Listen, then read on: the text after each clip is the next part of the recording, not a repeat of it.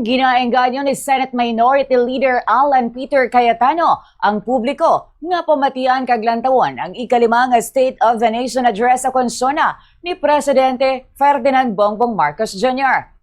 Iniagod nga busi siyon suno sa iya ang unod sang mensahe sini kag indi ang personalidad sang presidente. Pahayag pa ni Cayetano, importante nga pamatian ang tanan nga kaundan sang sona sang presidente agod mahibaluan ang matuod nga kahimtangan sang pungsod kag ang plano sang administrasyon. Suno pa sa senador, dapat maglantaw sang sona ang mga nagapamatok sa administrasyon, amo man ang mga taga-suporta. Ginpunto man sini nga mas importante nga hibaluon ang kaundan sang mensahe kag indi ang nagadulong sang amo nga mensahe. Dugang pa ni Cayetano nga pagkatapos ang sona, magapatigayon ini sang malipot nga vlog agod pagaistoryahan ang iya nga pag-evaluate sa mensahe sang presidente, dala na diri ang mga punto nga iya nga nanamian kag ginakontra. Ginaengganyo man sang senador ang publiko nga maghatag man sang ilang feedback sa sona ni Marcos. Suno pa kay Cayetano, lakip sa pagpalangga sa pungsod amo nga mangin bukas kag nagakaigo ang ilang nga nahibaluan sa mga importante nga butang nga ginapangatubang sang Pilipinas.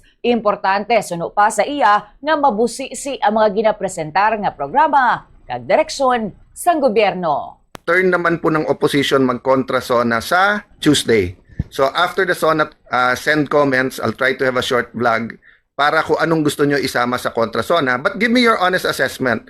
Don't look at the messenger, look at the message. So don't look at President, if we look at President Marcos, yung mga yung mga Marcos na rin or Marcos pa rin, magiging positive. Yung mga ayaw sa kanya, negative. Let's look at his message tomorrow and saan nag-agree at saan hindi nag-agree.